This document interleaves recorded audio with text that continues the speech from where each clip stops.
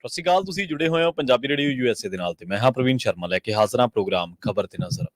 ਖਬਰ ਤੇ ਨਜ਼ਰ ਪ੍ਰੋਗਰਾਮ ਦੇ ਵਿੱਚ ਕਈ ਅਹਿਮ ਤੇ ਕਈ ਖਾਸ ਖਬਰਾਂ ਨੂੰ ਲੈ ਕੇ ਚਰਚਾ ਕਰਨ ਦੇ ਲਈ ਜੁੜ ਚੁੱਕੇ ਨੇ ਮਿੰਟੂ ਗੁਰਸਰੀਗਾ ਜੀ। ਮਿੰਟੂ ਸਤਿ ਸ਼੍ਰੀ ਅਕਾਲ, ਸਵਾਗਤ ਹੈ ਜੀ ਪੰਜਾਬੀ ਰੇਡੀਓ ਯੂਐਸਏ ਤੇ।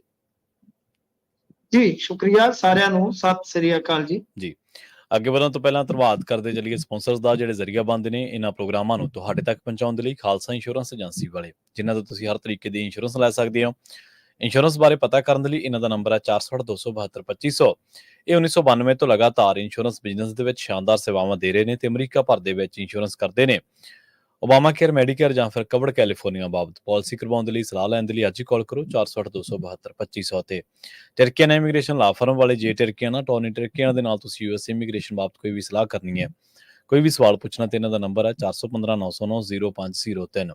Jaswinder Singh, Nachhattar Kaur Nagra Roswell, Charan Singh Sukhwinder Dhaliwal Arizona, Krishan Dhanota Yuba City, Baljinder Singh Nijjar Woodland, Paramjit ਕੌਰੰਗੀ Vacaville, Pritpal Singh Sidhu Fresno, GN ਲਿਊ ਵਾਲੇ ਟਰੱਕ ਵਾਸ਼ ਕਰਦੇ ਨੇ, ਆਇਲ ਚੇਂਜ ਕਰਦੇ ਨੇ, ਏਅਰ ਬ੍ਰੇਕਾਂ ਦਾ ਕੰਮ ਤਸੱਲੀ ਬਖਸ਼ ਕਰਵਾ ਸਕਦੇ ਹੋ। ਨਵੇਂ ਪੁਰਾਣੇ ਟਾਇਰ ਵੀ ਇਹਨਾਂ ਤੋਂ ਮਿਲਦੇ ਨੇ। ਲੋਕੇਸ਼ਨ ਸੈਂਟਨੇਲਾ ਦੀ ਨੇਮਾ ਸੋਤਾ ਦੇ ਨਾਲ ਗੱਲ ਕੀਤੀ ਜਾ ਸਕਦੀ ਹੈ 209-277-0113 ਤੇ ਟੈਂਟਲਿਵ ਟਰੱਕ ਸਟਾਪ ਵਾਲੇ। ਇਹਨਾਂ ਸਾਰੇ ਹੀ ਸਪਾਂਸਰਸ ਦਾ ਬਹੁਤ ਬਹੁਤ ਧੰਨਵਾਦ। ਤੇ ਜੇਕਰ ਤੁਸੀਂ ਵੀ ਪੰਜਾਬੀ ਰੇਡੀਓ ਯੂਐਸਏ ਦੇ ਇਹਨਾਂ ਪ੍ਰੋਗਰਾਮਾਂ ਨੂੰ ਸਪਾਂਸਰ ਕਰਨਾ ਚਾਹੁੰਦੇ ਹੋ ਤਾਂ ਸਟੂਡੀਓ ਦਾ ਨੰਬਰ ਹੈ 408272-5200। ਅੱਜ ਦਾ ਇਹ ਖਬਰ ਤੇ ਨਜ਼ਰ ਪ੍ਰੋਗਰਾਮ ਸਾਲ 2024 ਦੀ 13 ਜੂਨ ਦਾ ਪ੍ਰੋਗਰਾਮ ਹੈ ਤੇ ਦਿਨ ਅੱਜ ਵੀਰਵਾਰ ਹੈ। ਖਬਰਾਂ ਦੇ ਵੱਲ ਆਈਏ ਮਿੰਟੂ ਜੀ, ਸ਼ੁਰੂਆਤ ਕਰੀਏ ਆਪਾਂ ਅਕਾਲੀ ਦਲ ਦੀ ਸਿਆਸਤ ਤੋਂ। ਸੁਖਬੀਰ ਬਾਦਲ ਦਾ ਕਿਹੜਾ ਅਜਿਹਾ ਨੇੜਲਾ ਸਾਥੀ ਹੈ ਜੀ ਜਿਹੜਾ ਉਹਨੂੰ ਲਾਂਭੇ ਹੋਣ ਦੀ ਮੰਗ ਕਰ ਰਿਹਾ ਜਾਂ ਸਲਾਹ ਦੇ ਰਿਹਾ? ਦੇਖੋ, ਇਹਨੇ ਚਰਨਜੀਤ ਸਿੰਘ ਬਰਾੜ ਜੀ ਫਕਰਸਰ ਤੋਂ ਨੇ, ਬਿਲਕੁਲ ਨੇੜੇ ਪਿੰਡ ਆ ਬਾਦਲ ਪਿੰਡ ਦੇ, ਤੇ ਬਹੁਤ ਨੇੜਲੇ ਬੰਦਿਆਂ ਚੋਂ ਇੱਕ ਨੇ। ਪਹਿਲਾਂ ਇੱਕ ਵੇਲੇ ਤੁਹਾਨੂੰ ਯਾਦ ਹੋਏਗਾ ਪਾਰਟੀ ਛੱਡ ਵੀ ਗਏ ਸਨ ਮੰਟਾ ਤੇ ਇਹ, ਬਾਅਦ ਦੇ ਵਿੱਚ ਵਾਪਸ ਆ ਗਏ ਸਨ ਤੇ ਸੁਖਬੀਰ ਸਿੰਘ ਬਾਦਲ ਦੇ ਖਾਸ ਸਮਝੇ ਜਾਂਦੇ ਆ। ਰਾਜਪੁਰਾ ਦੇ ਵਿੱਚ ਜਾਂ ਇਧਰ ਨਵੇਂ ਸ਼ਹਿਰ ਵਾਲੀ ਸਾਈਡ ਇਹਨਾਂ ਨੇ ਰਾਜਨੀਤਿਕ ਪੈਰ ਜਾਂ ਜੜ ਜਮਾਉਣ ਦੇ ਯਤਨ ਕੀਤੇ ਪਰ ਗੱਲ ਬਣੀ ਨਹੀਂ। ਖੈਰ, ਬਰਾੜ ਸਾਹਿਬ ਇੱਕ ਖੁੱਲਾ ਖੱਤ ਕਹਿ ਲੋ, ਖੁੱਲਾ ਸੁਝਾਅ ਕਹਿ ਲੋ ਜਾਂ ਖੁੱਲਾ ਸੁਝਾਅ ਪੱਤਰ ਕਹਿ ਲੋ, ਇਹ ਲਿਖਦੇ ਆ ਤੇ ਇਹਦੀ ਸ਼ੁਰੂਆਤ ਕਰਦੇ ਆ, ਵੱਲ ਸਰਦਾਰ ਸੁਖਬੀਰ ਸਿੰਘ ਜੀ ਬਾਦਲ ਪ੍ਰਧਾਨ ਸ਼੍ਰੋਮਣੀ ਅਕਾਲੀ ਦਲ ਪ੍ਰਧਾਨ ਸਾਹਿਬ, ਸਤਿ ਸ੍ਰੀ ਅਕਾਲ। ਮੈਂ ਇਲੈਕਸ਼ਨ ਦੇ ਅਗਲੇ ਦਿਨ ਤੋਂ ਤੁਹਾਨੂੰ ਮਿਲ ਕੇ ਬੇਨਤੀ ਕਰਨਾ ਚਾਹੁੰਦਾ ਸੀ, ਪਰ ਤੁਹਾਡੇ ਵੱਲੋਂ ਟਾਈਮ ਨਾ ਮਿਲਣ ਕਰਕੇ ਮੈਨੂੰ ਖੁੱਲੇ ਪੱਤਰ ਰਾਹੀਂ ਸੁਝਾਅ ਦੇਣੇ ਪੈ ਰਹੇ ਆ। ਜੋ ਮੈਂ ਲਿਖ ਰਿਹਾ ਹੋ ਸਕਦਾ ਹੈ ਤੁਹਾਨੂੰ ਚੰਗਾ ਨਾ ਲੱਗੇ, ਪਰ ਪਾਰਟੀ ਦੇ ਵਡੇਰੇ ਹਿੱਤਾਂ ਲਈ ਤੁਹਾਨੂੰ ਸੁਝਾਅ ਦੇ ਰਿਹਾ ਵਾਂ।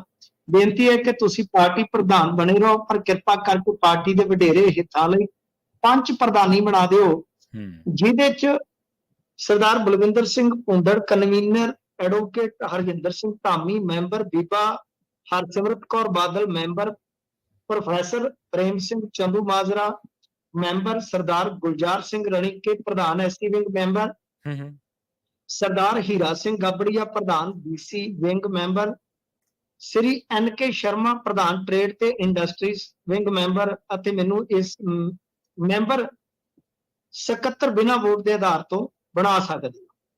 ਇਹਦੇ ਵਿੱਚ ਉਹ ਕਹਿੰਦੇ ਮੈਨੂੰ ਵੀ ਰੱਖ ਜੀ। ਤਾਂ ਮਤਲਬ ਕਿ ਉਹਨਾਂ ਦਾ ਇਹ ਸੁਝਾਅ ਹੈ ਕਿ ਇੱਕ ਤੇ ਪੰਚ ਪ੍ਰਧਾਨੀ ਸਿਸਟਮ ਦੇ ਵਿੱਚ ਆ ਜਾਓ, ਕਮੇਟੀ ਬਣਾ ਲਓ ਕਿ ਉਹ ਫੈਸਲੇ ਲਵੇ। ਅਤੇ ਇਹ ਤੋਂ ਇਲਾਵਾ ਦੇਖੋ, ਦੂਜੀ ਗੱਲ ਇਹ ਆ ਕਿ ਤੁਸੀਂ ਬਈ ਪਾਰਟੀ ਦੀ ਜਿਹੜੀ ਆਪਾਂ ਕਹਿ ਲਓ ਕਿ ਜਿੰਨੀ ਵੀ ਕਾਰਜਕਾਰਨੀ, ਜੋ ਵੀ ਹੁਣ ਤੱਕ ਦੀ ਕਾਰਜ ਪ੍ਰਣਾਲੀ ਹੈ, ਕਹਿੰਦੇ ਕਿ ਅਸੀਂ ਮਾਫੀ ਪਾਰਟੀ ਦੇ ਸਥਾਪਨਾ ਦਿਵਸ ਮੌਕੇ ਸ੍ਰੀ ਅਖੰਡ ਪਾਠ ਸਮੇਂ ਸ੍ਰੀ ਗੁਰੂ ਗ੍ਰੰਥ ਸਾਹਿਬ ਦੇ ਸਨਮੁਖ ਮੰਗ ਚੁੱਕੇ ਹਾਂ। ਮੈਂ ਉਸ ਸਮੇਂ 14 ਦਸੰਬਰ ਦੇ ਮੌਕੇ ਵੀ ਮਾਫੀ ਮੰਗਣ ਤੋਂ ਪਹਿਲਾਂ ਵੀ ਤੁਹਾਨੂੰ ਜ਼ੁਬਾਨੀ ਵੀ ਤੇ ਲਿਖਤੀ ਵੀ ਬੇਨਤੀ ਕੀਤੀ ਸੀ ਕਿ ਮਾਫੀ ਵਿਧੀ ਵਿਧਾਨ ਮੁਤਾਬਕ ਲਿਖ ਕੇ ਮੰਗ ਲਈਏ, ਜੋ ਸਜ਼ਾ ਸ੍ਰੀ ਅਕਾਲ ਤਖਤ ਲਾਵੇ ਉਹ ਨਵਾਣੇ ਸਿੱਖ ਤਰ੍ਹਾਂ ਭੁਗਤੀਏ, ਪ੍ਰਮਾਤਮਾ ਭਲੀ ਕਰੇ। ਮਤਲਬ ਕਿ ਦੋ ਨੁਕਤੇ ਨੇ ਜੀ।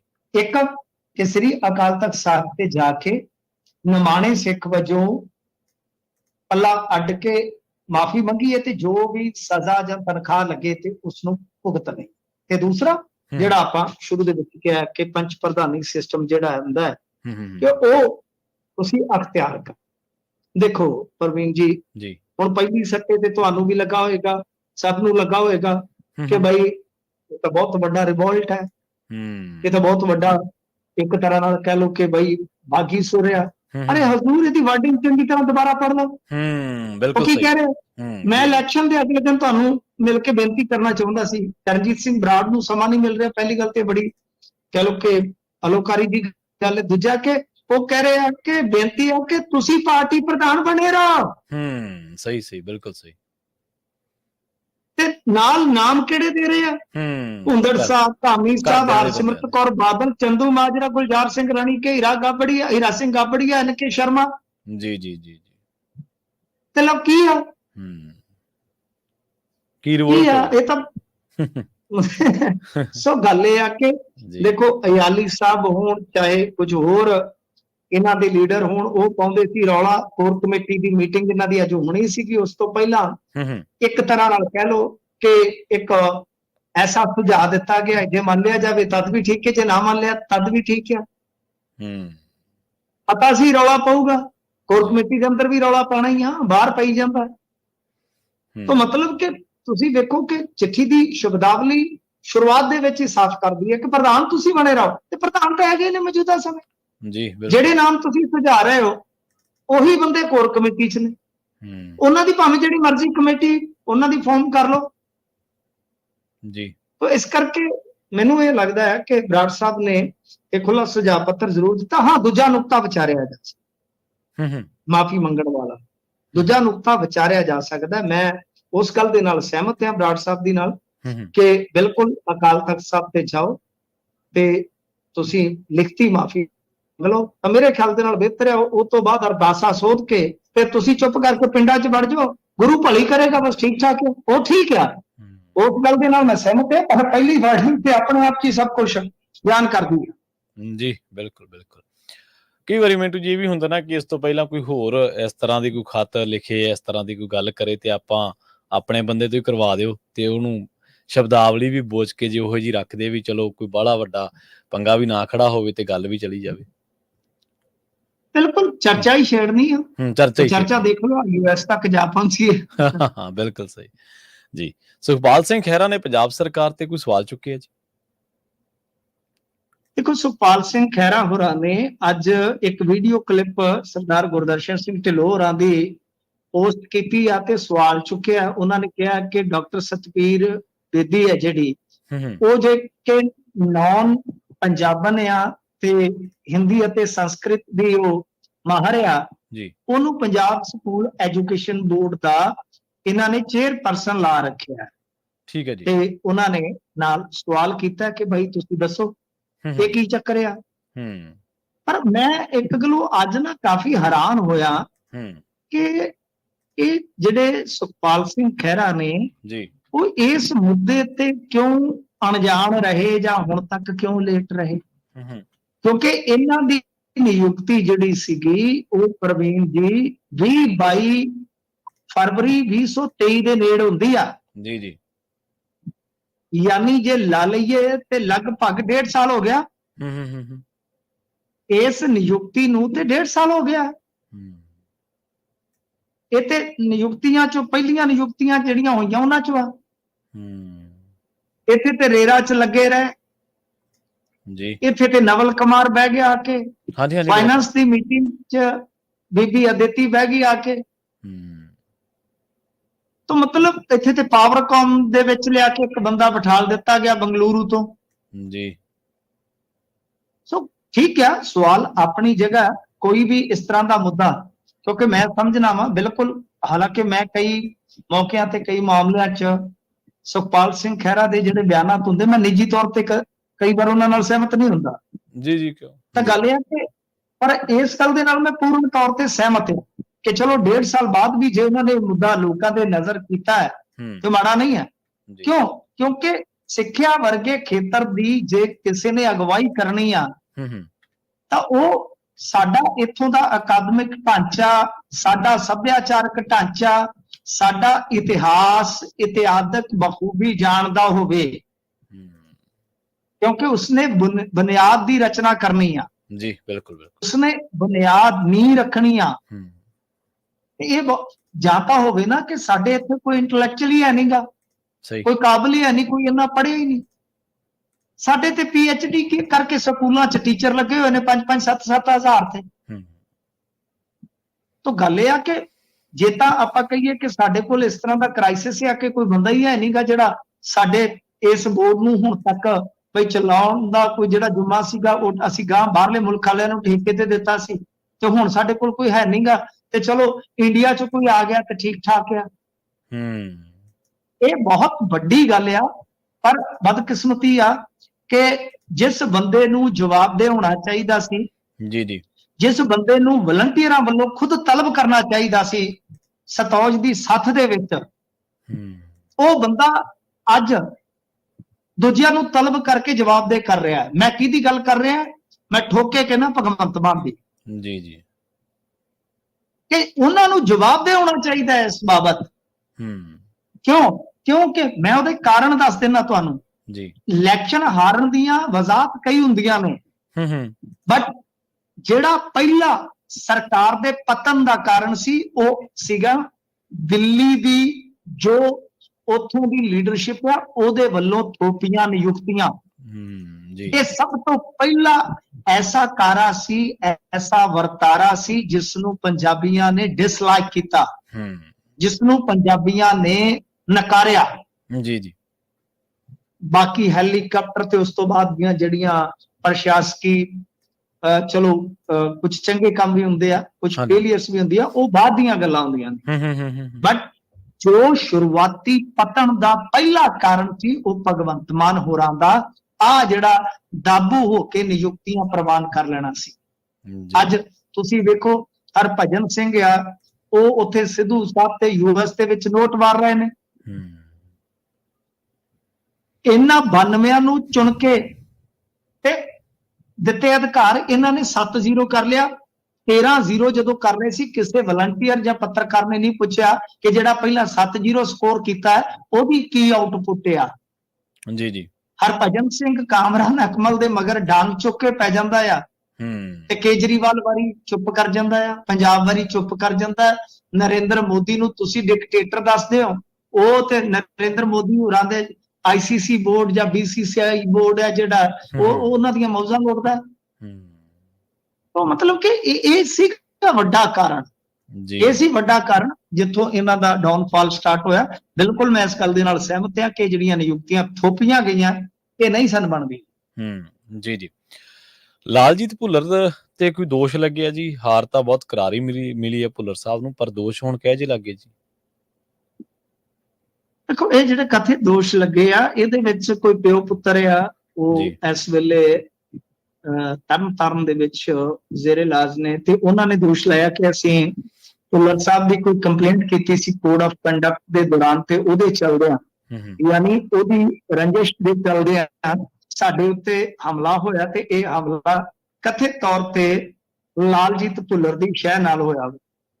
ਜਦਕਿ ਭੁੱਲਰ ਸਾਹਿਬ ਕਹਿ ਰਹੇ ਆ ਕਿ ਵਿਰੋਧੀ ਧੜੇ ਨਾਲ ਮਿਲ ਕੇ ਕਈ ਪ੍ਰਕਾਰ ਦੀਆਂ ਮੇਰੇ ਵਿਰੁੱਧ ਸਾਜ਼ਿਸ਼ਾਂ ਗੁੰਦੀਆਂ ਜਾ ਰਹੀਆਂ ਨੇ, ਮੇਰੀ ਕੋਈ ਭੂਮਿਕਾ ਨਹੀਂ, ਮੈਂ ਇਸ ਤਰ੍ਹਾਂ ਦਾ ਕੋਈ ਕੰਮ ਨਹੀਂ ਕੀਤਾ। ਪਰ ਜੋ ਵੀ ਹੈ ਇਹ ਚੁਣਾਵੀ ਹਿੰਸਾ ਤੇ ਜਾਰੀ ਆ ਨਾ। ਤੇ ਕਮਾਲ ਦੀ ਗੱਲ ਆ ਕਿ ਵੋਟਾਂ ਪੈ ਤੋਂ ਬਾਅਦ ਸਾਲ ਸਾਡੇ ਬੰਦੇ ਲੜੀ ਜਾਂਦੇ ਨੇ, ਹੋਰ ਕੰਮ ਹੀ ਹੈ ਨਹੀਂ ਕੋਈ। ਇੱਥੇ ਸਾਡੇ ਲਾਗੇ ਇੱਕ ਪਿੰਡ ਆ ਕੱਖਾਂ ਵਾਲੀ ਜੀ, ਉੱਥੇ ਬੂਥ ਤੋਂ ਲੜਾਈ ਹੋ ਗਈ। ਹਾਂਜੀ ਹੋਈ ਸੀ, ਉੱਥੇ ਖਬਰਾਂ ਵੀ ਆਈਆਂ। ਅਗਲੇ ਦਿਨ ਇਲੈਕਸ਼ਨ ਤੋਂ ਅਗਲੇ ਦਿਨ ਬੰਦਾ ਮਰ ਗਿਆ। ਦੱਸੋ ਕੀ ਕਰੀਏ? ਯਾਨੀ ਮਤਲਬ ਕਿ ਹਿੰਸਾ ਸਾਡੇ ਇੱਥੇ ਗਾਂ ਤੁਰੀ ਜਾਂਦੀ, ਅਗਲਾ ਇਲੈਕਸ਼ਨ ਵੀ ਆ ਜਾਂਦਾ, ਪਿਛਲੇ ਇਲੈਕਸ਼ਨਾਂ ਦੀ ਹਿੰਸਾ ਤੁਰੀ ਜਾਂਦੀ ਹੈ। ਗੱਲ ਇਹ ਕਿ ਖਸਮਾਂ ਦਾ ਸਿਰ ਖਾਏ, ਜੇ ਸ਼ਿਕਾਇਤ ਕਰ ਦਿੱਤੀ ਆ ਤੇ ਕੀ ਲਾਲਜੀਤ ਸਿੰਘ ਭੁੱਲਰ ਦੀ ਲੱਤ ਟੁੱਟ ਗਈ? 36 ਸ਼ਿਕਾਇਤਾਂ ਹੁੰਦੀਆਂ ਨੇ ਕੋਡ ਆਫ ਕੰਡਕਟ ਦੇ ਦੌਰਾਨ। ਹੁੰਦੀ। ਬਾਕੀ ਜੇ ਕੋਈ ਕੁੱਟ ਖਾ ਕੇ ਝੂਠ ਬੋਲ ਰਿਹਾ ਤਾਂ ਉਹ ਵੀ ਗੱਲ ਮਾੜੀ ਆ ਬਈ, ਕਿਸੇ ਦਾ ਨਾਂ ਨਜਾਇਜ਼ ਨਹੀਂ ਲੈਣਾ ਚਾਹੀਦਾ। ਪਰ ਜੇ ਚੁਣਾਵੀ ਹਿੰਸਾ ਹੁੰਦੀ ਹੈ, ਇਲੈਕਸ਼ਨ ਬੀਤੇ ਤੋਂ ਇੰਨੇ ਦਿਨਾਂ ਬਾਅਦ ਇਲੈਕਸ਼ਨ ਤੋਂ ਬਾਅਦ ਵੀ ਹਿੰਸਾ ਹੁੰਦੀ ਹੈ, ਤੇ ਮੇਰੇ ਖਿਆਲ ਦੇ ਨਾਲ ਸਾਡੇ ਸਮਾਜ ਵਾਸਤੇ ਇਹ ਗੱਲ ਠੀਕ ਨਹੀਂ ਹੈ। ਜੀ ਬਿਲਕੁਲ। ਤੇ ਅਗਲੀ ਖਬਰ ਦੇ ਵੱਲ ਵਧੀਆ ਗੱਲ ਕਰੀਏ। ਜਾਖੜ ਨੇ ਕੋਈ ਨਵੀਂ ਮੰਗ ਰੱਖੀ ਹੈ, ਪ੍ਰਧਾਨ ਸਾਹਿਬ ਨੇ, BJP ਦੇ ਪ੍ਰਧਾਨ ਨੇ। ਹਾਂਜੀ ਦੇਖੋ, ਸੁਨੀਲ ਜਾਖੜ ਹੋਰਾਂ ਨੇ ਜਿਹੜੀ ਗੱਲ ਕਹੀ ਆ ਉਹ ਨਰਿੰਦਰ ਮੋਦੀ ਜੀ ਨੂੰ ਆਖੀ ਆ ਕਿ ਬਈ ਜਿਹੜਾ ਆਦਮਪੁਰ 에ਅਰਪੋਰਟ ਹੈ ਉਹਦਾ ਨਾਮ ਸ੍ਰੀ ਗੁਰੂ ਰਵਿਦਾਸ ਜੀ ਦੇ ਨਾਮ ਤੇ ਰੱਖੋ। ਉਹਨਾਂ ਨੇ ਬਕਾਇਦਾ ਇਹਦੇ ਵਾਸਤੇ ਇੱਕ ਪੱਤਰ ਲਿਖਿਆ। ਉਹ ਕਹਿੰਦੇ ਆ ਕਿ ਤੁਸੀਂ ਤੀਜੀ ਵਾਰ ਬਈ ਪ੍ਰਧਾਨ ਮੰਤਰੀ ਬਣੇ ਹੋ, ਕੋਟ ਐਂਡ ਕੋਟ ਤੁਹਾਨੂੰ ਵਧਾਈ ਹੋਵੇ। ਤੇ ਇਸ ਤੋਂ ਬਾਅਦ ਉਹ ਕਹਿੰਦੇ ਆ ਕਿ ਬਈ ਇਹ ਜ਼ਰੂਰ ਕੀਤਾ ਜਾਣਾ ਚਾਹੀਦਾ ਕੰਮ। ਉਹ ਕਹਿੰਦੇ ਕਿ ਹੁਸ਼ਿਆਰਪੁਰ ਰੈਲੀ ਦੇ ਵਿੱਚ ਦਰਅਸਲ ਅਸੀਂ ਵਾਅਦਾ ਵੀ ਕੀਤਾ ਸੀਗਾ ਬਈ ਇਹ ਜਿਹੜਾ 에ਅਰਪੋਰਟ ਹੈ ਇਹਦਾ ਨਾਮ ਸ੍ਰੀ ਗੁਰੂ ਰਵਿਦਾਸ ਜੀ ਦੇ ਨਾਮ ਤੇ ਰੱਖਿਆ ਜਾਊਗਾ। ਦੇਖੋ ਗੱਲ ਕੀ ਹੈ ਕਿ ਬਈ ਜਿਵੇਂ ਇਸ 에ਅਰਪੋਰਟ ਚੱਲਣ ਦਾ ਫਾਇਦਾ ਹਿਮਾਚਲ ਵਾਸੀਆਂ ਨੂੰ ਵੀ ਮਿਲ ਸਕਦਾ ਹੈ, ਪਠਾਨਕੋਟ ਨੂੰ ਵੀ ਮਿਲ ਸਕਦਾ ਹੈ, ਜੰਮੂ ਨੂੰ ਵੀ ਮਿਲ ਸਕਦਾ ਹੈ। ਤੇ ਕਿਤੇ ਨਾ ਕਿਤੇ ਇਹਨਾਂ ਨਾਵਾਂ ਦੇ ਵਿੱਚ ਵੀ, ਹਾਲਾਂਕਿ ਮਹਾਨ ਲੋਕ ਨੇ ਸ੍ਰੀ ਗੁਰੂ ਰਵਿਦਾਸ ਜੀ, ਮੈਂ ਤਾਂ ਬਹੁਤ ਸਤਿਕਾਰ ਕਰਦਾ, ਬਹੁਤ ਮਹਾਪੁਰਸ਼ ਹੋਏ ਨੇ ਇਸ ਧਰਤੀ ਤੇ। ਮੈਂ ਕਹਿੰਦਾ ਹੁੰਦਾ ਕਿ ਬਲੈਸਡ ਹੈ ਧਰਤੀ ਜਿੱਥੇ ਕਬੀਰ ਜੀ, ਸ੍ਰੀ ਗੁਰੂ ਰਵਿਦਾਸ ਜੀ ਵਰਗੇ ਲੋਕ ਹੋਏ ਨੇ ਜੀ। ਤੇ ਗੱਲ ਇਹ ਆ ਕਿ ਬਈ ਹੁਣ ਤੁਸੀਂ ਇਹ ਦੇਖੋ ਕਿ 에ਅਰਪੋਰਟ ਹੈ ਆਦਮਪੁਰ, ਤੇ ਆਪਾਂ ਨੂੰ ਪਤਾ ਹੈ ਕਿ ਜਿਹੜਾ ਡੇਰਾ ਬੱਲਾ ਉਹਦਾ ਬਹੁਤ ਪ੍ਰਭਾਵ ਹੈ। ਕਿਉਂਕਿ ਜੋ ਸ੍ਰੀ ਗੁਰੂ ਰਵਿਦਾਸ ਜੀ ਦੇ ਪੈਰੋਕਾਰ ਆ, ਦੁਆਬੇ ਚ ਉਹਨਾਂ ਦੀ ਬਹੁਤ ਵੱਡੀ ਗਿਣਤੀ ਹੈ। ਤੇ ਅਗਾਂਹ ਤੁਹਾਨੂੰ ਪਤਾ ਜਲੰਧਰ ਜਿਮਨੀ ਚੋਣ ਜੀ। ਸੋ ਇਸ ਕਰਕੇ ਇਹਨਾਂ ਦਾ ਯਤਨ ਰਹੇਗਾ ਕਿ ਘੱਟ ਤੋਂ ਘੱਟ ਬਈ ਅਸੀਂ ਇਸ ਤਰ੍ਹਾਂ ਦਾ ਕੋਈ ਕਿਸੇ ਵੱਡੇ 에ਅਰਪੋਰਟ ਦਾ ਨਾਮ ਵੀ ਸ੍ਰੀ ਗੁਰੂ ਰਵਿਦਾਸ ਜੀ ਦੇ ਨਾਮ ਤੇ ਰੱਖਦੇ ਹਾਂ ਤਾਂ ਬਈ ਉਹਦਾ ਫਾਇਦਾ ਮਿਲ ਸਕਦਾ। ਦੇਖੋ ਸਿਆਸਤਦਾਨਾਂ ਨੇ ਤੇ ਇਹੀ ਕੰਮ ਕਰਨਾ ਹੁੰਦਾ। ਹੁਣ ਤੁਸੀਂ ਵੇਖੋ ਉਹ ਜਿਹੜੇ ਹੈਗੇ ਨੇ ਬਾਬਾ ਜੀ ਗੁਰਿੰਦਰ ਸਿੰਘ ਢਿੱਲੋਂ, ਆ ਜਿਹੜੇ ਰਾਧਾ ਸੁਆਮੀ, ਉਹਨਾਂ ਦੇ ਨਾਲ ਕਦੇ ਕੋਈ ਖਲੋਤਾ ਹੁੰਦਾ, ਕਦੇ ਜਾ ਕੇ ਕੋਈ ਖਲੋਤਾ ਹੁੰਦਾ। ਹਰੇਕ ਬੰਦਾ ਸੈਲਫੀ ਪਾ ਲੈਂਦਾ, ਉਹ ਕਿਸੇ ਨੂੰ ਮੋੜਦੀ ਨਹੀਂ। ਇਸ ਵਾਸਤੇ ਕਿਉਂਕਿ ਚਰਨਜੀਤ ਸਿੰਘ ਚੰਨੀ ਨੇ ਉੱਥੇ ਜਾ ਕੇ ਚੰਗਾ ਕੰਮ ਇਹੋ ਹੀ ਕੀਤਾ ਸੀਗਾ ਕਿ ਡੇਰਾ ਬੱਲਾਂ ਦੇ ਨਾਲ ਉਹਦੀਆਂ ਨਜ਼ਦੀਕੀਆਂ ਦਾ ਉਹਨੇ ਕਹਿ ਲਓ ਕਿ ਚੰਗਾ ਪ੍ਰਦਰਸ਼ਨ ਕੀਤਾ। ਮੈਂ ਨਹੀਂ ਕਹਿੰਦਾ ਕਿ ਡੇਰਾ ਬੱਲਾ ਨੇ ਕੋਈ ਕਰਾਰ ਕੀਤਾ ਹੋਏਗਾ ਵੋਟਾਂ ਦਾ, ਉਹਦੀ ਮੇਰੇ ਕੋਲ ਕੋਈ ਜਾਣਕਾਰੀ ਨਹੀਂ, ਬਟ ਉਹ ਜਾਂਦੇ ਰਹੇ, ਵਾਰ-ਵਾਰ ਜਾਂਦੇ ਰਹੇ। ਤੇ ਦੂਜੇ ਪਾਸੇ ਉਹਨਾਂ ਦੇ ਭਾਈਚਾਰੇ ਦੀ ਵੀ ਵੋਟ ਹੈਗੀ, ਉਹ ਵੋਟ ਜਿਹੜੀ ਆ ਉਹ ਉਹਨਾਂ ਦੇ ਨਾਲ ਕਨੈਕਟ ਹੋਈ ਆ ਜੀ। ਤੇ ਇਸ ਦੇ ਚੱਲਦੇ ਕਿਉਂਕਿ ਚੰਨੀ ਨੇ ਹੀ ਜ਼ਿਮਨੀ ਚੋਣ ਦੀ ਉੱਥੇ ਕਮਾਨ ਸੰਭਾਲਣੀ ਹੈ। ਸਮਝੋ ਇਸ ਗੱਲ ਨੂੰ। ਜਲੰਧਰ ਦੇ ਵਿੱਚ ਜਿਹੜੀ ਜਲੰਧਰ ਵੈਸਟ ਦੀ ਜ਼ਿਮਨੀ ਚੋਣ ਹੋਣੀ ਆ, ਉਹਦੇ ਚ ਚੰਨੀ ਸਾਹਿਬ ਹੀ ਤੇ ਵੱਡਾ ਚਿਹਰਾ ਹੋਣਗੇ ਨਾ ਕਾਂਗਰਸ ਵੱਲੋਂ। ਸੋ ਇਸ ਵਾਸਤੇ ਹੁਣ ਸਾਰੀਆਂ ਕੋਸ਼ਿਸ਼ਾਂ ਹੋਣਗੀਆਂ ਕਿ ਵੱਧ ਤੋਂ ਵੱਧ ਜੋ ਐਸੀ ਭਾਈਚਾਰੇ ਦੀ ਵੋਟ ਹੈ, ਜੋ ਮਤਲਬ ਕਿ ਖਾਸ ਤੌਰ ਤੇ ਦੁਆਬੇ ਦੇ ਵਿੱਚ, ਕਿ ਉਹਨਾਂ ਨੂੰ ਅਟਰੈਕਟ ਕੀਤਾ ਜਾਵੇ ਆਪਦੇ ਵੱਲ। ਸੋ ਜਾਖੜ ਸਾਹਿਬ ਨੇ ਕਿਹਾ ਕਿ ਜੇ ਰੱਖਿਆ ਜਾਵੇ ਨਾ, ਤੇ ਮੈਨੂੰ ਲੱਗਦਾ ਕੋਈ ਵੀ ਪੰਜਾਬੀ, ਕੋਈ ਵੀ ਆਪਣਾ ਵਸਿੰਦਾ ਇੰਡੀਆ ਦਾ ਕੋਈ ਇਤਰਾਜ਼ ਨਹੀਂ ਕਰੇਗਾ। ਰੱਖ ਲੈਣ ਤੇ ਬਿਹਤਰ ਆ। ਉਹਦਾ ਸਿਆਸੀ ਤੌਰ ਤੇ ਕੀ ਇਹਨਾਂ ਨੂੰ ਲਾਭ ਮਿਲਦਾ ਜਾਂ ਨਹੀਂ ਮਿਲਦਾ, ਉਹ ਬਾਅਦ ਦੀਆਂ ਗੱਲਾਂ। ਤੇ ਮਿੰਟੂ ਜੀ, ਕੌਮੀ ਘੱਟ ਗਿਣਤੀ ਕਮਿਸ਼ਨ ਹੈ ਜਿਹੜਾ, ਉਹਨਾਂ ਨੇ ਹਰਿਆਣਾ ਦੇ ਮੁੱਖ ਸਕੱਤਰ ਨੂੰ ਕੋਈ ਨੋਟਿਸ ਜਾਰੀ ਕੀਤਾ, ਸ਼ਾਇਦ ਜਿਹੜੇ ਪਿਛਲੇ ਦਿਨਾਂ ਦੇ ਵਿੱਚ ਇੱਕ ਸਿੰਘ ਨਾਲ ਕੁੱਟਮਾਰ ਹੋਈ ਸੀ ਉਸ ਮਾਮਲੇ 'ਚ, ਜਾਂ ਕੋਈ ਹੋਰ ਮਾਮਲਾ? ਚਲੋ ਚੰਗੀ ਗੱਲ ਆ, ਕੋਈ ਕੌਮੀ ਘੱਟ ਗਿਣਤੀ ਕਮਿਸ਼ਨ ਨੇ ਕੋਈ ਮਾਮਲਾ ਵੇਖਿਆ ਤੇ ਹੈਗਾ ਨਾ। ਆਮ ਤੌਰ ਤੇ ਇਹਨਾਂ ਨੂੰ ਦੀਦਾ ਹੀ ਨਹੀਂ ਹੈ। ਤਾਂ ਇਹ ਹਰਿਆਣੇ ਦੇ ਮੁੱਖ ਸਕੱਤਰ ਨੂੰ ਨੋਟਿਸ ਜਾਰੀ ਕੀਤਾ ਗਿਆ ਹੈ। ਹਾਲਾਂਕਿ ਜੋ ਹਮਲਾਵਰ ਸਨ ਉਹਨਾਂ ਦੀ ਸ਼ਨਾਖਤ ਵਾਸਤੇ, ਪਛਾਣ ਵਾਸਤੇ ਤੇ ਗ੍ਰਿਫਤਾਰੀ ਵਾਸਤੇ ਇਨਾਮ ਵੀ ਰੱਖਿਆ ਉੱਥੋਂ ਦੀ ਪੁਲਿਸ ਨੇ। ਤੇ ਸੁਖਵਿੰਦਰ ਸਿੰਘ ਨਾਮ ਦਾ ਜਿਹੜਾ ਸਿੱਖ ਨੌਜਵਾਨ ਸੀਗਾ, ਇਹਦੀ ਸ਼ਿਕਾਇਤ ਇਹੋ ਆ ਕਿ ਕਿਤੇ ਉਹ ਫਾਟਕ ਤੇ ਖਲੋਤੇ ਸੀਗੇ ਤੇ ਉਹ ਸਕੂਟੀ ਦਾ ਮਤਲਬ ਕਿ ਮੈਟਰ ਸੀਗਾ ਕਿ ਗਾਂਹ ਕਰ ਇੱਥੋਂ ਝਗੜਿਆ ਤੇ ਫਿਰ ਖਾਲਿਸਤਾਨੀ ਕਹਿ ਕੇ ਉਹ ਗੱਲ ਪੈ ਗਈ ਜੀ। ਮਤਲਬ ਇਹ ਤੇ ਸਾਫ਼ ਹੈ ਕਿ ਜਿਵੇਂ ਰੋਡ ਤੇ ਇਸ ਤਰ੍ਹਾਂ ਝਗੜੇ ਹੁੰਦੇ, ਰੋਡ ਰੇਜ ਦਾ ਮਾਮਲਾ ਹੁੰਦਾ, ਸ਼ੁਰੂਆਤ ਇੱਥੋਂ ਹੀ ਹੋਈ ਆ, ਬਾਅਦ ਚ ਹਮਲਾ ਹੋਇਆ ਤੇ ਉਹਨਾਂ ਨੇ ਯਾਨੀ ਖਾਲਿਸਤਾਨੀ ਕਹਿ ਕੇ ਕੁੱਟਿਆ, ਮਾਰਿਆ ਤੇ ਇੱਟਾਂ ਉੱਟਾਂ ਵੱਜੀਆਂ ਨੇ, ਫਿਰ ਉਹ ਭੱਜ ਗਏ ਉੱਥੋਂ ਜੀ। ਤਾਂ ਇਕਬਾਲ ਸਿੰਘ ਲਾਲਪੁਰਾ ਨੇ, ਚਲੋ ਚੰਗੀ ਗੱਲ ਆ ਕਿ ਨੋਟਿਸ ਭੇਜਿਆ ਵਾ ਉੱਥੋਂ ਦੇ ਮੁੱਖ ਸਕੱਤਰ ਨੂੰ। ਅੱਛਾ, ਗੱਲ ਇਹ ਆ ਕਿ ਜਿਹੜਾ ਇਕਬਾਲ ਸਿੰਘ ਲਾਲਪੁਰਾ ਜੀ ਨੇ ਨੋਟਿਸ ਭੇਜਿਆ ਉਹਦੀ ਤੇ ਅਸੀਂ ਕਰਾਂਗੇ ਤਾਰੀਫ, ਪਰ ਇਹਨਾਂ ਨੂੰ ਮਤਲਬ ਕਿ ਕੁਝ ਖਾਸ ਮੌਕਿਆਂ ਤੇ ਧਿਆਨ ਦੇਣ ਦੀ ਜ਼ਰੂਰਤ ਆ। ਜਦੋਂ ਬੀਬੀ ਕੰਗਣਾ ਰਣੌਤ ਕੇ ਜਦੋਂ ਇਸ ਤਰ੍ਹਾਂ ਬੋਲਦੇ ਆ, ਯਾਨੀ ਮਤਲਬ ਕਿ ਆਪਾਂ ਦੇਖੀਏ ਕਿ ਇੱਕ ਨੈਰੇਟਿਵ ਬਣਾ ਦਿੰਦੇ ਨੇ ਜਦੋਂ ਬੋਲਦੇ ਆ, ਤਾਂ ਬਈ ਖਾਲਿਸਤਾਨੀ ਖਾਲਿਸਤਾਨੀ, ਕਿਉਂਕਿ ਉਸ ਅੱਗੇ ਵੀ ਮੈਂ ਤੁਹਾਨੂੰ ਕਿਹਾ ਸੀਗਾ ਕਿ ਇਸ ਧਰਤੀ ਤੇ ਇਸ ਤਰ੍ਹਾਂ ਦਾ ਜ਼ਾਹਿਲ ਕਿਸਮ ਦਾ ਵਗ ਫਿਰਦਾ ਹੈ ਜਿਨ੍ਹਾਂ ਨੂੰ ਇਹਨਾਂ ਚੀਜ਼ਾਂ ਦਾ ਕੋਈ ਪਤਾ ਨਹੀਂ ਹੈ ਕਿ ਜਿਸ ਤਰ੍ਹਾਂ ਹਰੇਕ ਸਨਾਤਨੀ, ਹਰੇਕ ਹਿੰਦੂ ਤਵੀ ਨਹੀਂ ਹੈ, ਬਿਲਕੁਲ ਸਹੀ ਹੈ, ਕੱਟੜ ਹਿੰਦੂ ਨਹੀਂ ਹੈ। ਉਸੇ ਤਰ੍ਹਾਂ ਹਰੇਕ ਸਿੱਖ ਹੈ ਜਿਹੜਾ ਵਿਚਾਰਧਾਰਕ ਤੌਰ ਤੇ ਉਹ ਕਿਸੇ ਨਾਲ, ਵੈਸੇ ਖਾਲਿਸਤਾਨੀ ਇੱਕ ਸਿਆਸੀ ਵਿਚਾਰਧਾਰਾ ਹੋਵੇ, ਇਨਸਾਨ ਨੂੰ ਤੇ ਉਹ ਵੀ ਪਿਆਰ ਕਰਦੇ ਨੇ ਜੀ। ਇਹ ਤਾਂ ਨਹੀਂ ਹੈਗਾ ਕਿ ਆਦਮ ਬੋ ਕਰਦੇ ਫਿਰਦੇ ਨੇ। ਸੋ ਉਹਨਾਂ ਦਾ ਵਿਚਾਰ ਹੈ, ਉਹ ਵਿਚਾਰ ਦੀ ਆਲੋਚਨਾ ਵੀ ਹੁੰਦੀ ਹੈ, ਸਿੱਖ ਹੀ ਵਿਚਾਰ ਦੀ ਆਲੋਚਨਾ ਵੀ ਕਰਦੇ ਨੇ, ਵਿਰੋਧ ਵੀ ਕਰਦੇ ਨੇ, ਉਹ ਆਪਸ 'ਚ ਵੀ ਚੱਲਦਾ।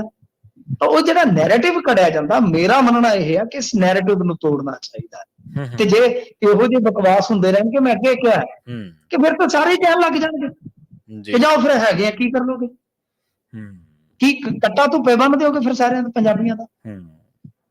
ਇਸ ਵਾਸਤੇ ਇਹ ਜਿਹੜੀਆਂ ਚੀਜ਼ਾਂ ਹੁੰਦੀਆਂ ਨੇ ਜਿਹਦੇ ਕਰਕੇ ਇਸ ਤਰ੍ਹਾਂ ਦੀਆਂ ਘਟਨਾਵਾਂ ਦਾ ਜਨਮ ਹੁੰਦਾ ਕਿ ਇੱਕ ਪੁਲਿਸ ਆਫੀਸਰ ਨੂੰ ਦੋਸ਼ ਲੱਗਿਆ ਕਿ ਭਾਜਪਾ ਵਾਲਿਆਂ ਨੇ ਖਾਲਿਸਤਾਨੀ ਕਹਿ ਦਿੱਤਾ, ਤਾਂ ਜ਼ਰੂਰਤ ਉਸ ਜ਼ਹਿਰ ਘੋਲਣ ਵਾਲੇ ਲੋਕਾਂ ਨੂੰ ਰੋਕਣ ਦੀ ਹੈ ਅਸਲ 'ਚ, ਕਿ ਭਾਈ ਹਰੇਕ ਬੰਦਾ ਜਿਹੜਾ ਕੋਈ ਵੱਖਵਾਦੀ ਨਹੀਂ ਹੈ, ਕੋਈ ਹਰੇਕ ਬੰਦਾ ਅੱਤਵਾਦੀ ਨਹੀਂ ਹੈ, ਬੜਾ ਸੋਚ ਸਮਝ ਕੇ ਬੋਲਿਆ ਕਰੋ। ਤੇ ਜੇ ਇਹੋ ਜਿਹੀਆਂ ਚੀਜ਼ਾਂ ਦਾ ਤੁਸੀਂ ਖੰਡਨ ਕਰੋਗੇ ਤੇ ਆਪੇ ਇਸ ਤਰ੍ਹਾਂ ਦੇ ਬਿਰਤਾਂਤ ਨਾ ਸਿਰਜੇ ਜਾਣਗੇ, ਆਪੇ ਹੀ ਲੋਕ ਫਿਰ ਦੇਖੋ ਵੱਖਵਾਦਤਾ ਜਾਂ ਅਲੈਹਦਗੀ ਦੀ ਭਾਵਨਾ ਕਦੋਂ ਪੈਦਾ ਹੁੰਦੀ ਹੈ? ਜਦੋਂ ਨਿਰਾਸ਼ਤਾ ਹੁੰਦੀ ਹੈ, ਜਦੋਂ ਬੇਗਾਨੇਪਨ ਦਾ ਅਹਿਸਾਸ ਹੁੰਦਾ ਹੈ, ਜਦੋਂ ਵਿਤਕਰਾ ਹੁੰਦਾ ਕਿਤੇ, ਤਾਂ ਉਹਦਾ ਹੱਲ ਤੇ ਇਹੋ ਹੀ ਆ ਨਾ ਕਿ ਉਹਨਾਂ ਨੂੰ ਅਪਣੱਤ ਦਾ ਅਹਿਸਾਸ ਦਿਓ ਕਿ ਅਸੀਂ ਯਾਰ ਤੁਹਾਡੇ ਲਈ ਬੋਲਦੇ ਹਾਂ, ਜੇ ਕੋਈ ਇਸ ਤਰ੍ਹਾਂ ਦੀ ਗੱਲ ਕਰੂਗਾ ਅਸੀਂ ਡੱਕਦੇ ਹਾਂ। ਉਹਦੇ ਨਾਲ ਕੀ ਹੈ ਕਿ ਅੱਛਾ ਮੈਸੇਜ ਜਾਏਗਾ। ਤਾਂ ਬੇਨਤੀ ਆ ਇਕਬਾਲ ਸਿੰਘ ਲਾਲਪੁਰਾ ਨੂੰ ਕਿ ਜਦੋਂ ਇਸ ਤਰ੍ਹਾਂ ਦੀ ਕੋਈ ਗੱਲ ਕਰਦੇ ਆ ਉਦੋਂ ਵੀ ਉਹਨਾਂ ਨੂੰ ਨੋਟਿਸ ਲੈਣਾ ਚਾਹੀਦਾ ਨਾ ਚਾਹੀਦਾ। ਤੇ NRI ਦੇ ਘਰ ਤੇ ਕਿਸੇ ਨੇ ਗੋਲੀਆਂ ਚਲਾਤੀਆਂ ਜੀ, ਕਿਹੜੇ ਇਲਾਕੇ ਦੇ ਵਿੱਚ ਵਾਪਰੀ ਘਟਨਾ ਇਹ? ਵੇਖੋ ਇਹ ਜਗਰਾਉਂ ਦੀ ਘਟਨਾ ਹੈ ਤੇ ਗੱਲ ਇਹ ਆ ਕਿ ਬਈ ਇਸ ਮਾਮਲੇ ਦੇ ਵਿੱਚ ਹੁਣ ਇਹ ਸੂਰਤ ਹਾਲ ਆ ਕਿ ਪਹਿਲਾਂ ਜਿਹੜੀ ਕੁੜੀ ਗਈ ਉੱਥੇ ਉਹ ਆਪਦੇ ਪਿਤਾ ਜੀ ਦੀ ਕੋਠੀ 'ਚ ਸੀਗੀ ਤੇ ਬਾਹਰ ਫਾਇਰਿੰਗ ਕਰਕੇ ਭੱਜ ਗਿਆ ਇੱਕ ਮੁੰਡਾ ਤੇ ਨਾਲ ਉਹਦੇ ਕੋਲ ਸੀ। CCTV 'ਚੋਂ ਪਛਾਣਿਆ ਗਿਆ। ਹੁਣ ਉਹ ਕਹਿ ਰਹੀ ਹੈ ਕਿ ਇਹਨੇ ਮੇਰੀ ਛੋਟੀ ਭੈਣ ਦੀਆਂ ਪਹਿਲਾਂ 2023 'ਚ ਅਸ਼ਲੀਲ ਫੋਟੋਆਂ ਵਾਇਰਲ ਕੀਤੀਆਂ। ਹੁਣ ਉਹਨਾਂ ਦੀ ਆਰਟ ਦਾ ਕੰਮ ਹੈ, ਉਹ ਕਹਿੰਦੇ ਕਿ ਸੀਜ਼ਨ ਦੇ ਸੀਜ਼ਨ ਅਸੀਂ ਇੱਥੇ ਆਉਣੇ, ਹੁਣ ਅਸੀਂ ਆਏ ਤੇ ਇਸ ਤਰ੍ਹਾਂ ਮਤਲਬ ਕਿ ਪਹਿਲਾਂ ਰਿੰਗਾਂ ਮਾਰੀਆਂ, ਬਿੱਲਾਂ ਜੀਆਂ ਜਿਹੜੀਆਂ ਹੁੰਦੀਆਂ ਨੇ ਉਹ ਮਾਰੀਆਂ, ਘੰਟੀਆਂ, ਉਹ ਬਾਹਰ ਨਹੀਂ ਆਏ ਤੇ ਫਾਇਰ ਕਰਕੇ ਤੇ ਗਾਹ ਨਿਕਲ ਗਏ। ਯਾਨੀ ਲਾਅ ਐਂਡ ਆਰਡਰ ਦਾ ਤਾਂ ਹੁਣ ਤੁਹਾਨੂੰ ਇੱਥੇ ਕੀ ਦੱਸੀਏ ਕਿ ਮੈਂ ਅੱਜ ਵੀਡੀਓ ਵੇਖ ਕੇ ਡਰ ਹੀ ਗਿਆ ਕਿ ਉਹ ਗਸ਼ਤ ਤੇ ਪੁਲਿਸ ਵਾਲਾ ਉਹ ਰਾਤ ਨੂੰ ਰੋਕਦਾ, ਅੰਮ੍ਰਿਤਸਰ ਦੀ ਘਟਨਾ ਬੱਸ ਅੱਡੇ ਦੇ ਬਿਲਕੁਲ ਨਾਲ, ਉਹ ਤਿੰਨ ਲਫੰਗੇ ਜੇ ਜਾ ਰਹੇ, ਬਿਲਕੁਲ ਮਤਲਬ ਕਿ ਤਗੜਾ ਬੰਦਾ ਹੋਵੇ ਤੇ ਤਿੰਨਾਂ ਨੂੰ ਨੂਰ ਕੇ ਪੱਲੀ 'ਚ ਬੰਨ ਸਕਦਾ ਹੈ। ਠੀਕ ਹੈ ਜੀ। ਤੇ ਉਹ ਤਿੰਨ ਜਣੇ ਉਹ ਰੋਕ ਰਿਹਾ ਉਹਨਾਂ ਨੂੰ ਕਿ ਕਿੱਧਰ ਚੱਲੇ ਹੋ, ਤੇ ਉਹ ਵੀਡੀਓ ਬਣਾਉਣ ਲੱਗ ਜਾਂਦਾ ਵੀ ਕਹਿ ਰਿਹਾ ਤੂੰ ਹਾਂ ਬਈ ਕੌਣ ਕੌਣ, ਚਲੋ ਅਗਲਾ ਰੱਖ ਲੈਂਦਾ ਵੀ ਆਹ ਬੰਦੇ ਇੱਧਰ ਦੀ ਕੋਈ ਕੱਲ ਨੂੰ ਘਟਨਾ ਹੋ ਜਾਂਦੀ ਹੈ ਤਾਂ ਸਿਆਣੇ ਜਾਂਦੇ ਆ। ਤੇ ਉਹ ਇੱਕ ਨੇ ਮਾਨ ਤੇ ਕਹਿੰਦਾ ਮੂਵੀ ਨਾ ਬਣਾ ਕੱਢ ਕੇ ਪਿੱਛੋਂ ਪਤਾ ਨਹੀਂ ਕੱਟਾ ਹੀ ਕਿ ਪਿਸਟਲ ਹੀ, ਤੇ ਉਹ ਵਿਚਾਰਾ ਭੱਜਣ ਲੱਗਾ, ਉਹ ਤਾਂ ਜਾਨ ਛਡਾਵੇ, ਉਹਦੇ 2-4 ਘੜੀਆਂ ਤੇ ਮੁੜ ਕੇ ਉਹਦਾ ਮੋਬਾਈਲ ਜੱਪੋ ਕੇ ਚਾਹੋਗੇ। ਤਾਂ ਦੱਸੋ ਜਿੱਥੇ ਪੁਲਿਸ ਹੀ ਨਹੀਂ ਸੇਫ ਤੇ ਉੱਥੇ ਤੂੰ ਮੈਂ ਕੀ ਸੇਫ? ਗੱਲ ਇਹ ਆ ਕਿ ਇੱਥੇ ਤੇ ਡਾਂਡੀ ਲੱਥੀ ਪਈ ਆ ਬਹੁਤ। ਇੱਕ ਹੋਰ ਖੰਨੇ ਦੇ ਲਾਗੇ ਸ਼ੋਰੂਮ ਦੇ ਬਾਹਰ ਫਾਇਰਿੰਗ ਹੋ ਗਈ। ਸੋ ਬੜੇ ਦੁਖੀ ਹੈ ਇਸ ਗੱਲ ਤੋਂ ਜੀ, ਇਹ ਬੜੀਆਂ ਘਟਨਾਵਾਂ ਹੋ ਰਹੀਆਂ ਨੇ। NRI ਤਾਂ ਸਾਰੇ ਅਸਲਾ ਵੀ ਨਹੀਂ ਰੱਖ ਸਕਦੇ, ਉਹਨਾਂ ਦੀ ਆਪਣੀਆਂ ਪ੍ਰੋਬਲਮਸ ਨੇ, ਕਿਹੜਾ ਲਾਇਸੈਂਸ ਲਵੇ, ਕਿਹੜਾ ਰੀਨਿਊ ਕਰਾਵੇ, ਕਿਹੜਾ ਜਮਾ ਕਰਵਾਵੇ। ਇਹ ਤਾਂ ਬਹੁਤ ਮਾੜੀ ਗੱਲ ਹੈ। NRI ਨੂੰ ਤਾਂ ਛੇਤੀ ਕੀਤਾ ਸਿਕਿਉਰਿਟੀ ਵੀ ਨਹੀਂ ਦੇਣੀ ਕਿਸੇ ਨੇ। ਸੋ ਬੜੀਆਂ ਦਿੱਕਤਾਂ ਨੇ। ਤਾਂ ਉਹ ਜਿਹੜੇ ਹੈਗੇ ਨੇ ਧਾਲੀਵਾਲ ਸਾਹਿਬ ਅੱਜ ਕੱਲ੍ਹ ਬਹੁਤ ਬੋਲਦੇ ਆ, ਉਹਨਾਂ ਨੂੰ ਇਹਨਾਂ ਚੀਜ਼ਾਂ ਦਾ ਨੋਟਿਸ ਲੈਣਾ ਚਾਹੀਦਾ, ਸੰਗਿਆਨ ਲੈਣਾ ਚਾਹੀਦਾ। ਜੀ ਬਿਲਕੁਲ। ਤੇ ਹਰਿਆਣੇ ਦੇ ਵਿੱਚ ਕਹਿੰਦੇ ਇੱਕੋ ਕਾਲਜ ਦੇ ਵਿੱਚ ਟੌਪਰ ਆਉਣ ਤੋਂ ਬਾਅਦ ਹੁਣ ਨੀਟ ਵਾਲੇ ਮਾਮਲੇ ਦੇ ਵਿੱਚ ਵਿਦਿਆਰਥੀਆਂ ਨੂੰ ਕੋਈ ਵੱਡੀ ਰਾਹਤ ਦਿੱਤੀ ਗਈ ਹੈ ਮਿੰਟੂ ਜੀ? ਹਾਂਜੀ ਦੇਖੋ ਗੱਲ ਇਹ ਆ ਕਿ ਅੱਜ ਸੁਪਰੀਮ ਕੋਰਟ ਦੇ ਵਿੱਚ ਸੁਣਵਾਈ ਤੇ ਹੋਈ ਹੈ ਇਹਦੇ ਬਾਬਤ, ਤੇ ਸੁਣਵਾਈ 'ਚ ਨੀਟ ਦਾ ਮਾਮਲਾ ਜਿਹੜਾ ਹੈ ਉਹ ਇਹੋ ਆ ਕਿ ਜਿਹੜੀ ਉਹ ਏਜੰਸੀ ਕੰਡਕਟ ਕਰਾਉਂਦੀ ਹੈ ਨੀਟ ਨੂੰ, ਉਹਨਾਂ ਨੇ ਮੰਨਿਆ ਕਿ ਭਾਈ ਗੱਲ ਇਹ ਆ ਕਿ ਜੋ ਗ੍ਰੇਸ ਮਾਰਕਸ ਦਿੱਤੇ ਗਏ ਨੇ ਕਿਤੇ ਨਾ ਕਿਤੇ ਉਹਨਾਂ 'ਚ ਊਣਤਾਈ ਹੋਈ ਆ। ਪਹਿਲੀ ਗੱਲ ਤੇ ਹੈ ਜੀ। ਤੇ ਦੂਜੀ ਗੱਲ ਇਹ ਆ ਕਿ ਉਹ ਜਿਹੜੇ ਗ੍ਰੇਸ ਮਾਰਕਸ ਵਾਲੇ ਆ ਉਹ ਕਹਿੰਦੇ ਜੀ ਕਿ ਅਸੀਂ ਉਹਨਾਂ ਦੇ ਗ੍ਰੇਸ ਮਾਰਕ ਜਿਹੜੇ ਹੈਗੇ ਆ ਉਹ ਅਸੀਂ ਲਾ ਲਾਂਗੇ, ਤੇ ਉਹਨਾਂ ਨੂੰ ਕਵਾਂਗੇ ਜੇ ਤੁਸੀਂ ਗਾਂ ਬੈਠਣਾ ਹੈ ਤੇ ਬਾਈ ਤੁਸੀਂ ਚੁੱਪ ਕਰਕੇ ਤੇ ਬਾਈ ਜਾਓ, ਉਹ ਜਿਹੜੇ ਤੁਹਾਡੇ ਗ੍ਰੇਸ ਮਾਰਕਸ ਹਟਾ ਲਵਾਂਗੇ। ਤਾਂ ਗੱਲ ਇਹ ਹੈ ਕਿ 1563 ਕੈਂਡੀਡੇਟ ਸੀ ਇਹਨਾਂ ਦੀ ਦੁਬਾਰਾ ਪ੍ਰੀਖਿਆ ਦਾ ਪ੍ਰਸਤਾਵ ਜਿਹੜਾ ਦੇ ਦਿੱਤਾ ਗਿਆ। ਕੇਂਦਰ ਨੇ ਸੁਪਰੀਮ ਕੋਰਟ ਦੇ ਵਿੱਚ ਕਿਹਾ ਕਿ 23 ਜੂਨ ਨੂੰ ਪ੍ਰੀਖਿਆ ਹੋਏਗੀ। ਮਤਲਬ ਕਿ ਪਹਿਲਾਂ ਕਿਹਾ ਗਿਆ ਸੀਗਾ ਕਿ ਜੇ ਤੁਸੀਂ ਕਾਉਂਸਲਿੰਗ ਤੋਂ ਜਾਣਾ ਚਾਹੁੰਦੇ ਹੋ ਤਾਂ ਫਿਰ ਵਿਦਆਊਟ ਗ੍ਰੇਸ ਮਾਰਕਸ ਚਲੇ ਜਾਓਗਾ, ਤੇ ਜੇ ਪ੍ਰੀਖਿਆ ਦੇਣੀ ਹੈ ਤੇ ਦਿਓ। ਪਰ ਬਾਅਦ ਦੇ ਵਿੱਚ ਕੇਂਦਰ ਨੇ ਪ੍ਰਸਤਾਵ ਹੀ ਰੱਖ ਦਿੱਤਾ ਕਿ ਅਸੀਂ 23 ਜੂਨ ਨੂੰ ਦੁਬਾਰਾ ਪ੍ਰੀਖਿਆ ਕਰਵਾ ਲਾਂਗੇ। ਮਤਲਬ ਕਿ ਜਿਹੜੇ ਦੂਸਰੇ ਆ ਉਹ ਉਦਾਂ ਦੇ ਉਦਾਂ ਹੀ ਰਹਿ ਜਾਣਗੇ, ਤੇ ਜਿਹੜੇ ਇਹ ਆ ਇਹਨਾਂ ਦੀ ਦੁਬਾਰਾ ਫਿਰ ਪ੍ਰੀਖਿਆ ਹੋ ਜਾਏਗੀ। ਤੇ ਨਿਰਧਾਰਿਤ ਡੇਟ ਜਿਹੜੀ ਹੈ ਉਹ 6 ਜੁਲਾਈ ਆ ਕਾਉਂਸਲਿੰਗ ਦੀ। ਉਸ ਤੋਂ ਪਹਿਲਾਂ 30 ਜੂਨ ਤੋਂ ਪਹਿਲਾਂ ਪਬਲਿਸ਼ ਹੋ ਜਾਣਗੇ ਜਿਹੜੇ ਰਿਜ਼ਲਟ ਆ, ਤੇ 23 ਜੂਨ ਨੂੰ ਇਹ ਜਿਹੜੀ ਹੈ ਨੀਟ ਦੀ ਪ੍ਰੀਖਿਆ ਦੁਬਾਰਾ ਲਈ ਜਾ ਸਕਦੀ ਆ। ਪਰ ਇਹ ਇਸ ਮੁਲਕ ਦੇ ਨੌਜਵਾਨਾਂ ਦੀਆਂ ਜ਼ਿੰਦਗੀਆਂ ਨਾਲ, ਕੈਰੀਅਰ ਨਾਲ, ਪੜ੍ਹਾਈ ਲਿਖਾਈ ਨਾਲ ਬਹੁਤ ਵੱਡਾ ਖਿਲਵਾੜ ਹੋ ਰਿਹਾ ਹੈ। ਮੈਂ ਤੇ ਸਮਝਦਾ ਕਿ ਪ੍ਰਵੀਨ ਜੀ ਇਹ ਮੈਂ ਜੋ ਮੋਦੀ ਸਰਕਾਰ ਦੀ ਹਾਰ ਹੋਈ ਆ, ਮਾਫ ਕਰਨਾ ਤੁਸੀਂ ਸ਼ਾਇਦ ਇਹ ਆਪਣੇ ਵਿਸ਼ਲੇਸ਼ਣਾਂ ਦੇ ਵਿੱਚ ਬੜੇ ਸਿਆਣੇ ਲੋਕ ਜੇ ਤੁਸੀਂ ਸਾਰੀਆਂ ਚੀਜ਼ਾਂ ਸ਼ਾਇਦ ਕਾਊਂਟ ਕਰਦੇ ਹੋਵੋਗੇ, ਪਰ ਮੇਰਾ ਮੰਨਣਾ ਹੈ ਕਿ ਨਰਿੰਦਰ ਮੋਦੀ ਨੂੰ ਜੇ ਝਟਕੇ ਲੱਗੇ ਆ ਉਹਦੇ ਵਿੱਚ ਆਹੀ ਰੋਹ ਸੀਗਾ ਲੋਕਾਂ ਦਾ, ਖਾਸ ਤੌਰ ਤੇ ਬੇਰੁਜ਼ਗਾਰਾਂ ਦਾ, ਬੱਚਿਆਂ ਦਾ। ਕਦੇ ਪੇਪਰ ਲੀਕ ਹੋ ਜਾਂਦਾ, ਕਦੇ ਜਿਹੜੀਆਂ ਭਰਤੀਆਂ ਉਹ 6-6 ਸਾਲ ਨਿਕਲਦੀਆਂ ਹੀ ਨਹੀਂ, ਕਦੇ 3-3 ਸਾਲ ਰਿਜ਼ਲਟ ਹੀ ਨਹੀਂ ਆਉਂਦਾ। ਇਹ ਰੋਹ ਵੀ ਕਿਤੇ ਨਾ ਕਿਤੇ ਇੱਕ ਕਾਰਕ ਬਣਿਆ ਹੈ ਇਹਨਾਂ ਨੂੰ ਜਿਹੜਾ ਸਪਸ਼ਟ ਬਹੁਮਤ ਨਹੀਂ ਹੈ। ਜੀ ਜੀ, ਬਿਲਕੁਲ ਬਿਲਕੁਲ।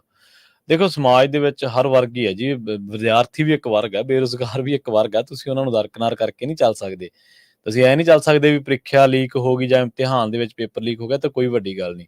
ਉਹ ਵੀ ਮਾਇਨੇ ਖੇਜ਼ ਆ ਉਹਨਾਂ ਦੇ ਵਿੱਚੋਂ, ਜਦੋਂ 18 ਸਾਲ ਦੇ ਤਾਂ ਉੱਤੇ ਹੀ ਹੋਣਗੇ ਨਾ, ਜਿਹੜੇ ਵੋਟ ਵੇਲੇ ਸੋਚਦੇ ਹੋਣਗੇ ਕਿ ਇਸ ਸਰਕਾਰ ਦੇ ਵਿੱਚ ਸਾਡੇ ਨਾਲ ਕੀ ਕੁਛ ਹੋਇਆ। ਤੇ ਮਿੰਟੂ ਜੀ, ਇਹਨਾਂ ਖਾਸ ਖਬਰਾਂ ਤੇ ਖਾਸ ਜਾਣਕਾਰੀਆਂ ਦੇ ਲਈ ਤੁਹਾਡਾ ਬਹੁਤ ਬਹੁਤ ਧੰਨਵਾਦ ਜੀ। ਧੰਨਵਾਦ ਜੀ। ਪ੍ਰੋਗਰਾਮ ਖਬਰ ਤੇ ਨਜ਼ਰ ਨੂੰ ਆਪਾਂ ਇੱਥੇ ਹੀ ਸਮਾਪਤ ਕਰਾਂਗੇ। ਤੁਹਾਡਾ ਸਾਰਿਆਂ ਦਾ ਵੀ ਬਹੁਤ ਧੰਨਵਾਦ। ਸਤਿ ਸ਼੍ਰੀ ਅਕਾਲ। ਜੁੜੇ ਰਹੋ ਪੰਜਾਬੀ ਰੇਡੀਓ USA ਦੇ ਨਾਲ।